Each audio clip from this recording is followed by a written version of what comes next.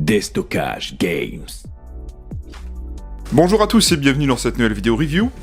Eh bien aujourd'hui je vous présente une réplique longue, et comme vous le voyez on a une belle mallette. Alors ça faisait un petit moment que j'avais pas fait une certaine réplique sur cette chaîne, et je me suis dit bon, j'ai pas encore testé cette fameuse gamme là. Aujourd'hui je vous présente donc le Scarel de chez Cybergun en collaboration avec Ares. Pour commencer on a pas une boîte, mais une mallette plutôt complète, plutôt sympa, donc une mallette rigide, hein. Donc l'inscription normalement elle est de ce côté là. Mais je crois qu'à l'usine ils se sont trompés parce qu'ils l'ont mis là. Voilà, les étiquettes sont ici. Bon bref, c'est pas ultra gênant, l'ouverture se fait par ici. On va regarder ce qu'elle contient. Donc on a 4 clapets à déverrouiller. Et voilà l'intérieur de la boîte. Bon, on va trouver déjà un manuel, FNR Cybergun. Bon, le manuel a pris un petit peu tarif avec le transport, mais... Bon ça va, il est pas déchiré, c'est le principal.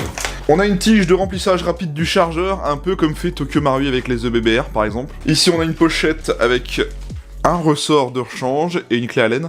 Malheureusement, ils nous disent pas si c'est un plus puissant ou moins puissant. J'imagine que c'est un plus puissant. Bien sûr, on a un chargeur de la réplique en métal, chargeur mid-cap, voilà. Et bien sûr, la réplique du Scarel, Ares pour Cybergun, avec les vraies licences FNR Style, on va voir ça juste après. Et bien sûr, dans le fond de la boîte, on a la fameuse tige de nettoyage des bourrages, toujours utile si vous n'en avez pas la première fois. Hein. Notez que dans la boîte, on a ici un marquage FNR Style, FN Scar multi-calibre. La mallette est plutôt bien pour le transport, mais elle sera pas extraordinaire dans le sens où, par exemple, si vous mettez un accessoire sur votre réplique, et ben la réplique ne rentrera plus à moins de démonter l'accessoire. Pour commencer, vous me direz, ça suffira largement. Et voici donc la réplique du jour, le MK16 FN Scar L de chez Ares pour Cybergun, voilà, avec les vraies licences. Un petit Scarel, ça fait longtemps, j'avais pas présenté un Scar sur la chaîne. Eh bien, en 2024, on commence avec celui-ci en tout cas. Avant toute chose, comme d'habitude, je vais vous parler de l'historique de l'arme réelle, hein, ça change pas, donc allons-y. Le FN Scar Special Operation Force Combat Assault Rifle est un fusil d'assaut de conception belge fabriqué par la FNR Stahl. Le Scar a été conçu pour répondre aux besoins spécifiques du United States Special Operation Command, le US SOCOM, le commandement des opérations spéciales de l'armée américaine, auquel le XM8, qui devait devenir le fusil standard de l'armée américaine, ne convenait pas. Le SOCOM souhaitait obtenir une arme qui puisse être fabriquée pour plusieurs calibres,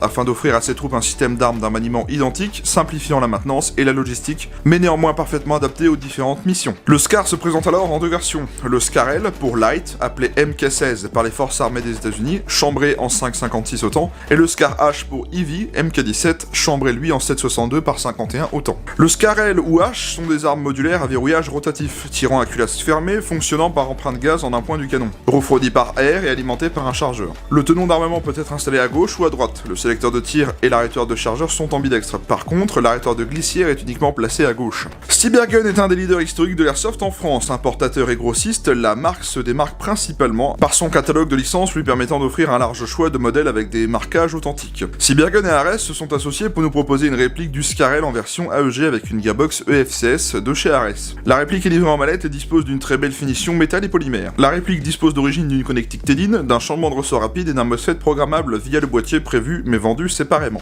Voilà donc pour l'arme et la réplique. Bon, vous l'aurez compris, aujourd'hui je vous présente tout simplement un Scarel de chez Ares. La dernière fois que j'ai fait un Scar Ares, c'était le Scar SC et le Scar HTPR de chez Ares au final. C'est à peu près la même chose, jusque là en fait c'est un Scarel classique, donc pas une version compacte, une version classique. Beaucoup de similitudes et vous allez voir que cette réplique est pas si mal pour commencer l'airsoft si vous cherchez un Scar. Avant toute chose, regardons le manuel. Donc comme c'est une réplique Cybergun, on a un beau manuel. Donc dans le manuel on trouvera différentes choses, par exemple comment garnir et insérer le chargeur, l'installation de la batterie dans la réplique, ça c'est bien si vous connaissez pas du tout l'airsoft et que vous commencez avec cette réplique par exemple. Comment la brancher, le sélecteur de tir et les modes de tir, le réglage de la crosse, le réglage du hop-up, l'installation des mires et le réglage des mires. On a aussi une explication du changement de ressort rapide. Alors tous les fabricants ne le font pas et prennent pas le temps de le faire, donc ça c'est bien de la part de Cybergun d'avoir pensé à faire ça. Chose un peu dommage que je trouve malgré tout, c'est que on n'a pas de plomb éclaté de la réplique, donc si on a une pièce qui casse, on aurait bien aimé avoir une référence ou un truc du genre, non. Mais bon, on a quand même un manuel papier, certains ne le font même pas de manuel. Alors, comment est-ce qu'elle fonctionne cette réplique? Eh bien c'est un AEG standard.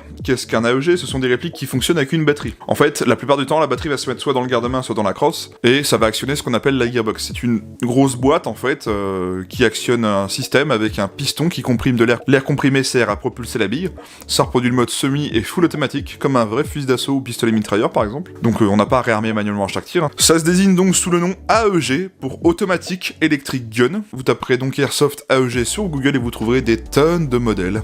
Que ça soit M4, Scar, AK, bref, il y en a toute une palanquée. Donc voilà, tout simplement. Regardons les marquages de cette réplique. Qui dit Scar et Siebergen dit forcément licence Fenerstal, et ça c'est plutôt cool pour ceux qui aiment bien les marquages. Alors déjà je vais enlever Charger, c'est le plus simple. Bon, pour commencer, pour les puristes, on a les marquages réels, donc la licence réelle. Fenerstal Belgium, Scarel, calibre 5,56 par 45, un numéro de série, le logo Fenerstal juste ici, gravé dans le polymère au niveau du lower S1 ou A, donc S Safety, on bloquera la queue détente, 1 le mode semi-auto, et A le mode automatique, donc le full automatique si vous préférez. À l'arrière, sur la crosse, on va voir les marquages de longueur de crosse, donc 1, 2, 3, 4, 5, 6. Du côté droit, eh bien on va avoir deux étiquettes, bien sûr vous pourrez les virer, on n'est pas obligé de les garder. On retrouve le sélecteur de tir, donc S1 ou A, voilà tout simplement. On retrouve également les emplacements du réglage de crosse. Sur le côté droit on n'a rien d'autre, voilà. Et on a typiquement rien en dessous non plus, donc bon bref. Il n'y a pas 36 000 marquages, mais on en a quelques-uns quand même avec la licence. Est-ce qu'on en a sur le chargeur? Alors, voyons voir le chargeur.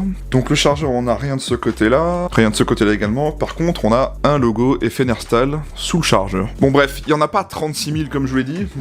On a quand même les licences réelles, donc c'est quand même sympa pour les puristes. Je sais pas s'il y a vraiment tous les vrais marquages d'un Scar, mais voilà, on en a quand même les principaux, c'est bien. Ok, continuons. Au niveau des contrôles de cette réplique, eh bien écoutez, c'est un Scar, c'est tout simple, on va voir ça ensemble. Commençons déjà par la sécurité. Comme je vous l'ai dit tout à l'heure, la sécurité se manipule avec le sélecteur de tir. Le sélecteur de tir sur le Scar, il est ici, un peu comme sur un type M4, sauf que lui, il est ambidextre de base. On le trouve à gauche, et à droite, donc c'est bien si vous êtes gaucher ou droitier, ça change pas. Premier écran, on bloquera la queue détente, donc sécurité. Le petit 1, comme je vous l'ai dit, c'est le mode semi-auto, et le petit A, c'est le mode full auto, donc le tir en continu ou en rafale si vous voulez. Ensuite, on a la crosse type Scar, donc la crosse type Scar, elle est toute simple, on a déjà plusieurs réglages. Réglage de longueur avec ce loquet juste ici, on le tire vers le bas et on tire à la longueur souhaitée, donc on en a 6 réglages.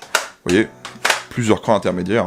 On a également l'appui-joue, on pourra le relever pour mieux s'appuyer au niveau de la joue, comme son nom l'indique. On appuie ici, et on le tire vers le haut, comme ceci. Et pour finir, cette crosse est également repliable. On a ce bouton-là, on appuie, elle se rabat sur le côté, et là vous gagnez une petite longueur, si vous voulez faire un petit peu plus compact, ou jouer en CQB par exemple. Au niveau des attaches-sangles, on en a plusieurs sur les Scars, donc deux ici métalliques à l'arrière de la réplique, en un point, ça c'est bien. On en a un également ici à l'avant à gauche, un autre du même côté à droite par contre, et un dernier également à droite, juste ici, en métal. Pour les attaches-sangles, c'est clairement ambidextre, il n'y a pas de problème. Pour éjecter le chargeur sur les Scars, c'est pas compliqué, vous avez deux possibilités, donc gauche et droite. À gauche, avec ce Mac Catch juste ici, ce gros bouton là, on appuie, et on tire le chargeur. Du côté droit, on retrouvera le Mac Catch type M4 standard, ici, là, voilà. Donc aucune difficulté à insérer ou à extraire le chargeur, ça se fait très bien. Pour rien vous cacher, je vais vous en parler après au niveau du test de tir, mais moi personnellement, le modèle que j'ai eu, le chargeur m'a un peu posé des problèmes de temps en temps. Le chargeur tombe tout seul, voilà, donc aucune difficulté à insérer ou à l'extraire, c'est pas le problème.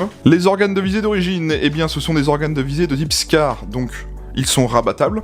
Pour l'arrière, on appuie ici sur ce petit bouton, et hop, on peut rabattre l'organe de visée comme ceci. On peut le régler en dérive et en hausse, donc avec les molettes incluses directement sur l'organe de visée, directement en dessous, là, voilà, donc on règle la hausse et la dérive. On pourra également changer l'œilleton de visée, donc en fait, vous en avez un plus petit ou un plus grand, hop, si je le bascule comme ceci, ça se fait...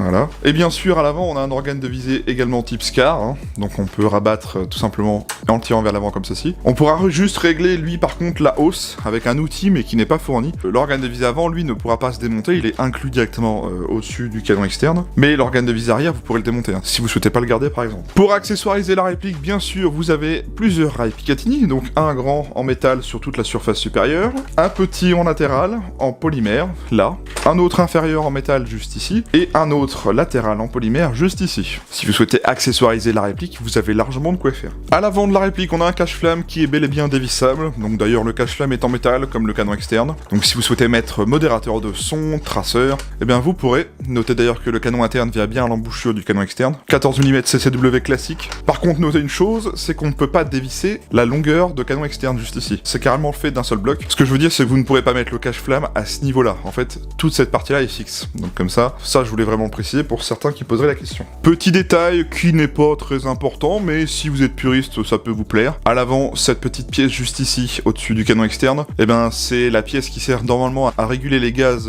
émis lors des tirs sur le vrai Scar. Eh ben vous pouvez aussi la manipuler comme sur le vrai Scar, voilà, la changer à droite ou à gauche. Petite touche de réalisme pour ceux qui veulent, mais ça sert strictement à rien dans l'airsoft en tout cas. Le levier d'armement de cette réplique est fonctionnel. Alors il va vous servir qu'à une seule chose, on va le voir juste après, c'est pour aller régler le hop-up. Il est ici à gauche. Voilà, on peut le bloquer comme ceci en arrière. Ça ouvrira la trappe de réglage du hop-up qu'on ira voir, et le ball catch est fonctionnel. Vous savez, le ball catch, c'est cette fameuse pièce qui permet de réarmer la culasse en avant après un changement de chargeur. On appuie dessus, et il y a un fantastique bruit de ressort. Bon, et bien sinon voilà pour les contrôles standards, hein. On va passer à la suite. Pour le réglage du hop-up, eh bien on va tirer le levier d'armement que je vous ai montré tout à l'heure.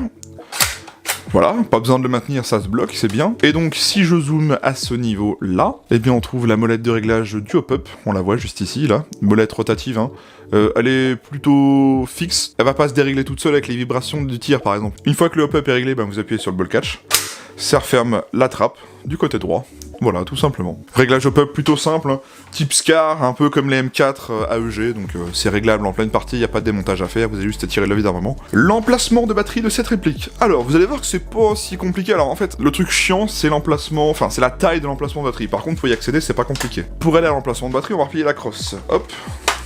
Et donc à l'arrière de la réplique, vous remarquerez qu'on a, eh bien, tout simplement ici, un petit cache en caoutchouc. On va pouvoir tirer dessus, hop. Et donc si je vais chercher à l'intérieur, c'est un peu galère, parce que où c'est qu'elle a été mise. Et donc juste ici, vous trouverez la connectique Tedin d'origine. Oui, c'est bien une Tedin. Alors pour accéder à l'emplacement de batterie, c'est pas compliqué, par contre c'est l'emplacement de batterie qui est un peu plus compliqué. Je vais vous faire une photo, pour que vous puissiez vous rendre compte un petit peu de comment il est. En fait, pour vous expliquer, c'est comme sur le SCAR SC et le SCAR HTPR, en fait la batterie vient se mettre ici, au-dessus de la gearbox. Et comme la gearbox prend un peu de place, eh bien, il va pas falloir une batterie trop grosse. Et je vais vous montrer les batteries que j'ai qui rentrent parfaitement et d'autres qui rentrent pas. Donc on va regarder ça ensemble. Bon, pour le test, j'ai pris une batterie type AK et d'autres batteries en Tedin. On va regarder laquelle rentre le mieux.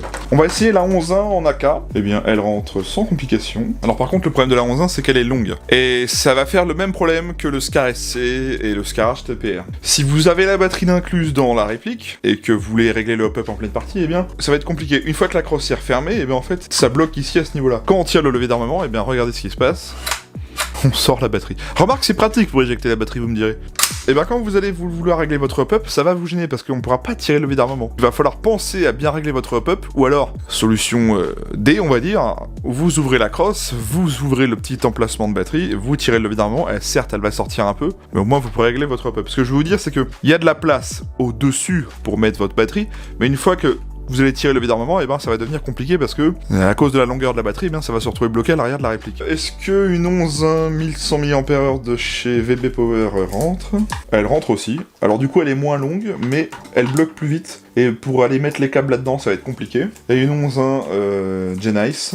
La 11.1 Genice, ça rentre pas. Alors en fait, la seule vraiment qui rentre dedans, pour moi pour l'instant, eh bien c'est celle-ci. Celle qui va me permettre d'aller mettre les câbles sans trop de complications. Donc c'est vraiment une 11.1 type AK en stick. Je vous conseille de mettre de la 11.1 LiPo parce que c'est une gearbox EFCS. Pour ceux qui connaissent, ce sont les gearbox de chez Amoeba, de chez Ares. La gearbox EFCS, c'est une gearbox avec un petit MOSFET, donc j'ai envie de vous dire, une réplique qui est quand même conçue pour jouer à de la 11.1. Donc si vous mettez de la 7.4 là-dedans, les performances vont pas être terribles, honnêtement. Enfin, ça va pas être réactif, ça va être mou, c'est ça que je veux vous dire. Alors qu'avec une 11.1, ça marchera plutôt bien. Pour le coup, je vais y brancher cette 11.1 pour faire le test de tir à vide. On va regarder déjà la queue de détente. Il n'y a pas de chargeur dans la réplique, etc. Donc voilà. C'est une queue détente sur micro-contact. Donc on n'a rien de mécanique là-dedans, c'est que des contacteurs.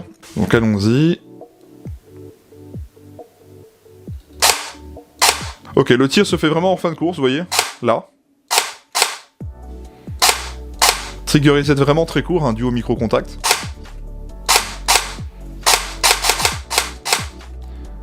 Vous voyez, en fait c'est très très filant, il n'y a rien qui retient la queue détente, hein. Il n'y a rien de mécanique dedans, quoi. Et le tir se fait là. Trigger reset très court, donc on peut enchaîner le semi rapidement. Alors, qu'est-ce que ça donne en full? Vous voyez, ça marche plutôt bien. Hein. Donc vous voyez, la cadence est quand même pas trop dégueu, hein, avec du 11.1. Mais lorsque j'ai fait mon essai de tir en extérieur, le full n'a pas été extraordinaire. Le semi, zéro problème. Franchement, ça marchait bien. Sinon, en termes de réactivité, eh bien, grâce à la gearbox EFCS, l'avantage c'est qu'on a quand même une réactivité quand même pas si mal, surtout en 11.1 et surtout d'origine. Cette gearbox est également programmable. Si vous avez le boîtier EFCS qui est vendu par Ares séparément de la réplique, je vous le mettrai à l'écran pour vous montrer à quoi ça ressemble, vous pourrez faire des programmations. Donc, vous pourrez mettre du burst, etc. Mais il faut acheter le boîtier en plus de la réplique. En tout cas, voilà, c'est une réplique avec MOSFET programmable à condition d'avoir le boîtier. Eh bien, continuons pour le coup. Autre sujet intéressant de cette réplique, eh bien, et oui, il y a un changement de ressort rapide pour ceux qui se poserez la question. Alors, le changement de ressort rapide est ultra accessible, pas compliqué, au même emplacement que la batterie, donc vous repliez la crosse et vous enlevez le petit cache caoutchouc comme je vous ai montré. L'accès au guide ressort est juste ici en fait, à l'arrière de la réplique, là. Si jamais vous avez un ressort qui est monté le jour où vous allez faire une partie qui est trop puissant, vous retournez vite fait en zone neutre, vous changez votre ressort directement par l'arrière de la réplique, sans avoir à démonter la gearbox, sans avoir à ouvrir la gearbox. C'est super de mettre des changements de ressort rapides. Les fabricants qui prennent le temps d'étudier ce genre de choses, j'apprécie beaucoup personnellement. On a toujours besoin d'un changement de ressort rapide, ça a déjà sauvé la vie à quelques-uns de mes collègues et même à moi-même pour vous dire. Si vous me demandiez si cette réplique en avait un, eh bien oui, également elle en a un, donc c'est un bon point. Et si on se faisait un petit test de compatibilité de chargeur, parce que oui, cette réplique a des chargeurs type M4, mais est-ce que d'autres chargeurs d'autres marques passent? Eh bien c'est ce qu'on va faire. On va faire le traditionnel test PTS Rossi. Donc là on a un Rossi mid-cap, type M4, on va voir ce que ça donne. Ils y vont, ils ont l'air de fider, donc tant mieux. Donc en tout cas, ils s'accrochent bien, ils se clipsent, c'est bien. Un PTS mid-cap, bah, le PTS se fixe encore mieux, j'ai l'impression. Par contre, est-ce qu'il fit bien? Il y a beaucoup plus de jeux que le chargeur d'origine en tout cas. En tout cas, les deux chargeurs de marque que j'ai essayé, ben... Donc voilà, je voulais faire un petit test, voir si elles prenaient des chargeurs d'autres marques, donc ça a l'air, mais est-ce que ça fit parfaitement? Ça c'est une autre question. J'ai envie de vous dire, si vous achetez cette réplique et que vous avez déjà du chargeur d'M4, essayez. Et si ça fonctionne, tant mieux pour vous. Bah sinon, bah... quoi de mieux que d'acheter les chargeurs d'origine? Sauf que les chargeurs d'origine, on va y revenir à la fin de la vidéo, ils sont pas si donnés que ça pour des chargeurs d'AEG malheureusement. Allez, continuons. Autre point intéressant, cette réplique est disponible en deux coloris, donc la version Dark Earth comme celle-ci, et la version noire. Les deux sont disponibles sur le site de mon partenaire DG Airsoft, si jamais ça vous intéresse, mais voilà, vous la trouverez en deux coloris, si jamais vous n'aimez pas le tan ou le Dark Earth, eh bien les deux existent, donc à vous de choisir celle qui vous intéresse le plus au final. On va maintenant parler des finitions et des matériaux. Les finitions et matériaux de cette réplique, c'est plutôt bon dans l'ensemble. On a vraiment deux matériaux qui constituent la réplique, le métal et le polymère. C'est un plastique bien renforcé honnêtement, on n'a pas l'impression d'avoir un plastique cheap dans les mains, ça fait quand même plutôt solide. On va commencer par les parties métal. Le cache-flamme, le canon externe, les organes de visée, le levier d'armement, toute la partie supérieure, donc tout le upper en fait avec le rail, etc. Les attaches-sangles, la queue de détente, le mag catch, le chargeur évidemment, puis pour le reste on va avoir du polymère, donc que ça soit le lower, donc comme le vrai Scar, la poignée pistolet, le ponté, la crosse bien évidemment, les deux rails latéraux de la réplique, le sélecteur de tir, le talon de la crosse, ce qui fait qu'on a une réplique plutôt bien finie, plutôt sympa, j'ai pas constaté de choses vraiment choquantes. Par contre le seul petit truc que je mentionnerai quand même, c'est qu'il y a un très léger jeu dans la poignée pistolet, c'est vraiment en forçant qu'on voit que ça bouge, mais à part ça,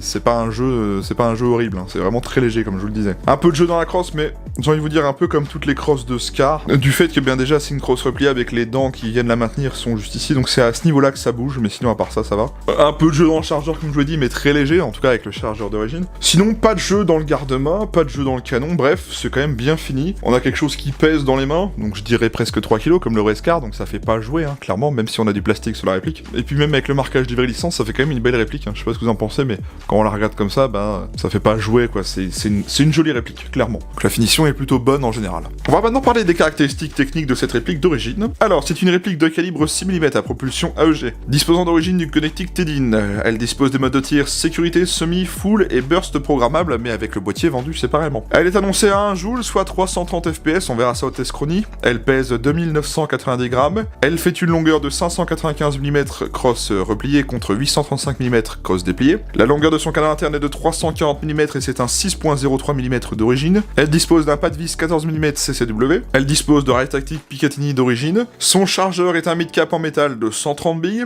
Elle dispose bien du hop-up réglable. Elle ne dispose pas du blowback. C'est une gearbox V2 Ares type EFCS. Elle dispose d'un MOSFET EF16 programmable. Elle dispose d'un changement de ressort rapide. Elle est fabriquée entièrement en métal et polymère. Elle est de couleur Dark Earth et c'est fabriqué par Ares pour Cybergun avec les licences Fenerstal. Bon écoutez, on a fait le tour de la réplique. On va aller au test chronie et au test de tir et je vous retrouve pour la conclusion comme d'habitude juste après. Alors allons-y.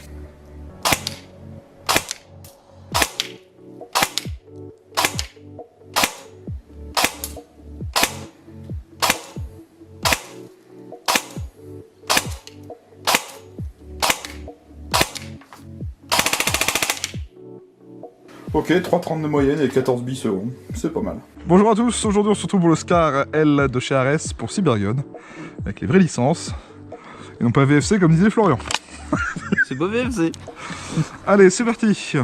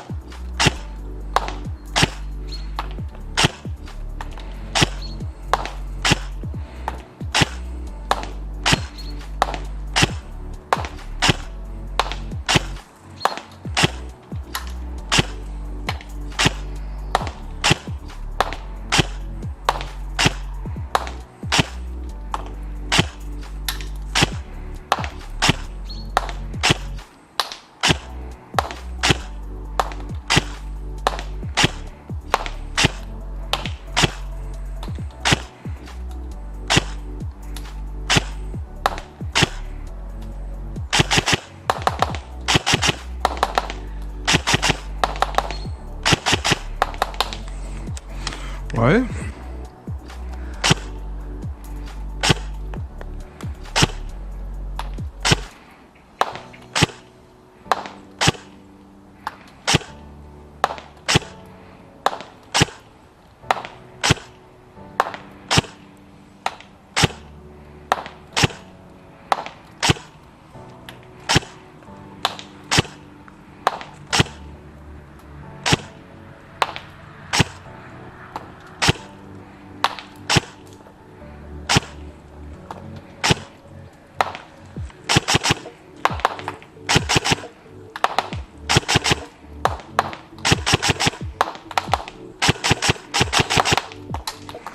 Ouais, quand tu... J'ai l'impression que quand t'enchaînes le SMI, t'en as deux qui partent bien, une à gauche, une à... T'entends, il y en a de là, tu vois, j'en ai une qui est partie voir la haie, là. Je fais plein de trucs, ça vole.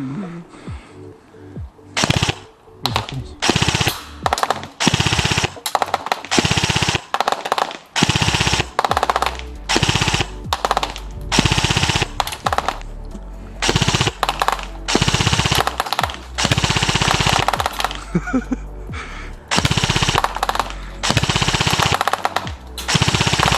Ça c'est une batteuse.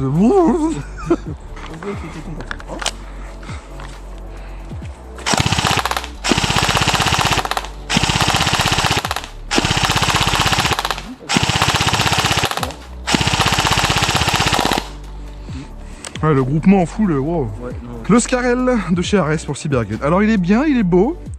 En semi, il tire plutôt bien, mais de temps en temps, dans l'une qui part à gauche ou à droite. Et en full, par contre, wow. Ouais, En full, le groupement est juste ignoble. Il y a peut-être quelque chose à revoir en interne, peut-être un canon joint à la rigueur, mais...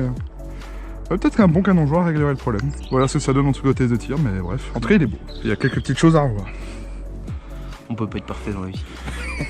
Bah si, il y a moi, mais...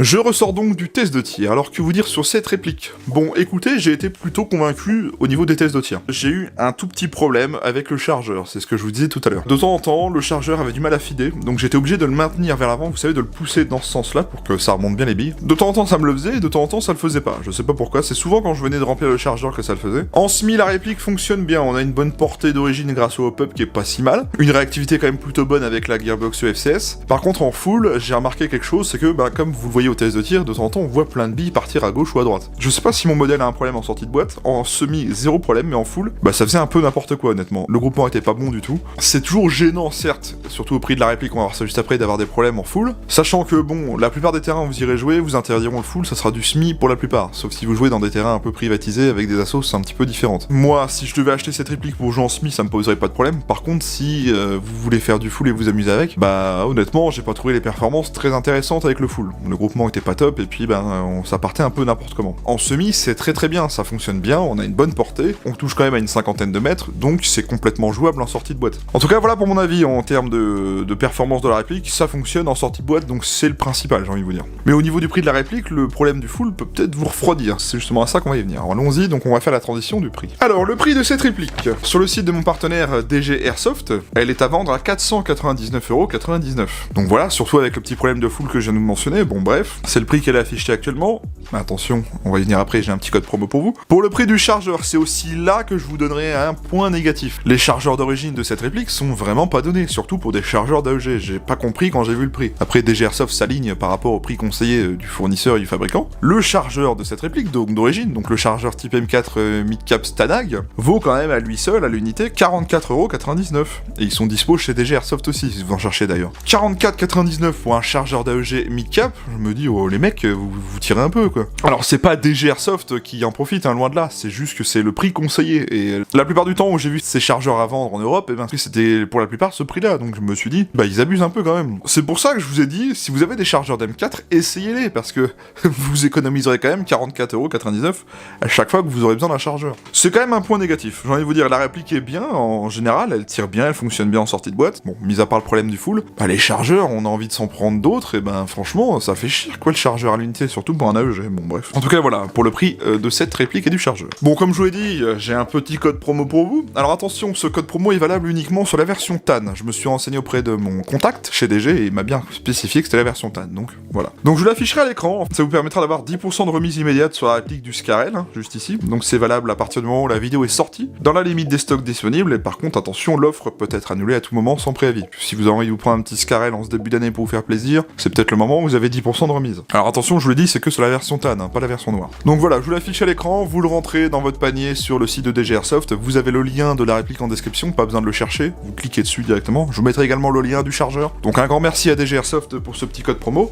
c'est grâce à eux que je peux vous proposer ça en tout cas. Autre petite chose intéressante pour vous, si jamais vous avez une petite commande à faire chez DG Airsoft, j'ai un code de remise de 5% de réduction, on fait jamais de petites économies, vous me direz, donc c'est valable sur tout le site, hors prix net et hors promotion en cours, donc si vous avez un petit truc à acheter, c'est 5% de moins, je vous l'affiche à l'écran, c'est totalement gratuit, c'est du bonus, c'est pour vous. Eh bien je remercie beaucoup DG Airsoft de m'avoir prêté cette réplique pour en faire la vidéo review, je vous invite à aller voir leur site et tous leurs réseaux sociaux, tous les liens sont en description, bien sûr, vous n'avez pas à chercher, donc un grand merci à DG de m'avoir proposé cette réplique, j'avais envie de refaire un petit Scarel, et bien c'est fait, et en plus j'avais envie de tester le RS. J'essaierai plus tard de vous choper un Scarel ou un Scarache VFC, parce que j'ai envie de tester ce que ça vaut d'origine VFC avec les Scars électriques. Moi, je vous invite donc à venir vous abonner à ma chaîne YouTube, pensez bien à activer la cloche et les notifications, ça vous permettra d'avoir une notif quand je sortirai ou je programmerai une nouvelle vidéo par exemple, c'est pour ne rien louper, donc abonnez-vous et cliquez sur la cloche. J'ai également Facebook et Instagram, ce sont mes réseaux sociaux, les liens sont en description. C'est du contenu bonus, hein, si vous avez envie de suivre ma page, de voir les photos, les posts communautaires, peut-être des concours de temps en temps, c'est ce qu'il y a de mieux à faire. C'est un contenu bonus en plus de YouTube, donc quand je joue à l'Airsoft, je fais des stories, donc histoire de rigoler un peu. Les liens sont en description, vous n'avez pas à chercher. Si la vidéo vous a plu, n'hésitez pas à mettre un pouce bleu et à commenter cette vidéo et à partager cette vidéo. N'hésitez pas à me dire ce que vous avez pensé de cette réplique, si vous en êtes déçu, si vous en êtes content, si vous l'avez eu, si vous la possédez, si vous aimez bien les répliques de chez Ares en général, bref, tout est bon à prendre. Tant que c'est bien construit et qu'il y a des arguments, moi je prends. On est là pour échanger de l'airsoft, débattons, les commentaires sont là pour ça, donc vraiment je vous encourage vraiment à le faire. On arrive donc à la fin de cette vidéo, j'espère qu'elle vous aura plu, merci à tous de l'avoir regardé, merci à tous ceux qui l'ont regardé le vendredi soir en avant-première. Je vous souhaite à tous un très bon week-end, de bonnes parties si vous allez jouer, profitez bien, reposez-vous ou amusez-vous ce week-end. Moi je vous retrouve très vite pour une autre review la semaine prochaine, prenez soin de vous, portez-vous bien, et salut à tous.